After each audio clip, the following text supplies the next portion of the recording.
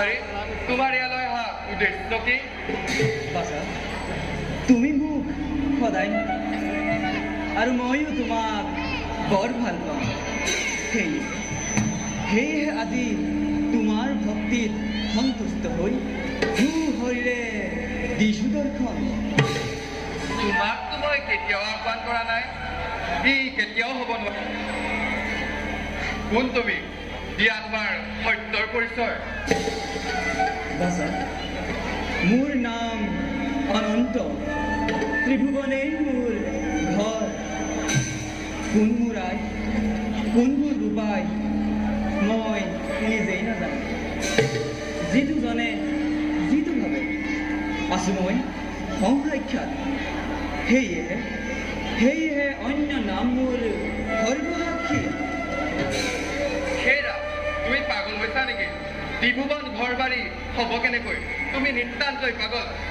ভালে তুমি ক্ৰুচৰ পৰা যোৱা, নহ'লে এইকেইটাৰ কোবত তোমাৰ মুণ্ড ছেদন কৰিম। তুমি মোক পাছত মাৰিবা। প্ৰথমতে কোৱাচোন, তুমি শ্ৰী ৰামচন্দ্ৰ চিনি পোৱা নে? তুমি চোৱা নেকি প্ৰভু মোৰ শ্ৰীৰামচন্দ্ৰ, জানকী বল্লভ মোৰ হৃদয়স্থ।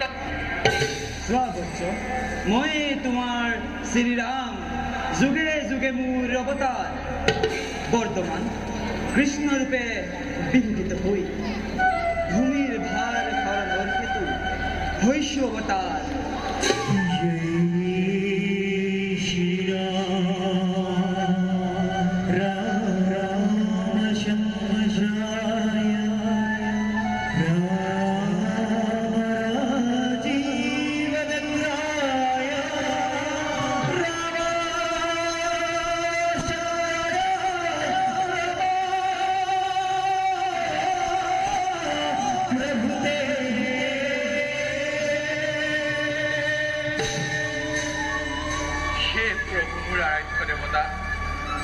ক্ষমা কৰিব।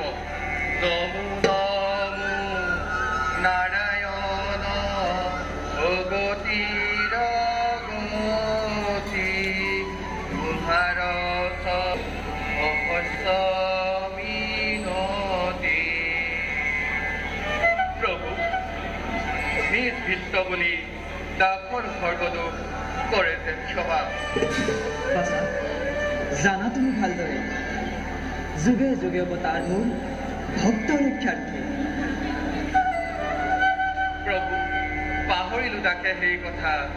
ৰাম অৱতাৰ ত্যাগী কৃষ্ণ অৱতাৰ কৰিলা ধাৰণ। দুষ্টক দমন আৰু শান্তক পালনৰ হেতু তুমি যুগে যুগে ধৰা অৱতাৰ। প্ৰভু কৰিছো কাতৰ, নিজ ভৃত্য বুলি কৰে যেন ক্ষমা। প্ৰভু চিৰদিন তোমাৰ নাম যেন নুগুচে মোৰ মনত, এয়ে মোৰ কামনা প্ৰভু। তথাস্তু বাছাহনি, আহা এবে আমাৰ লগত। ভাল বলক প্ৰভু।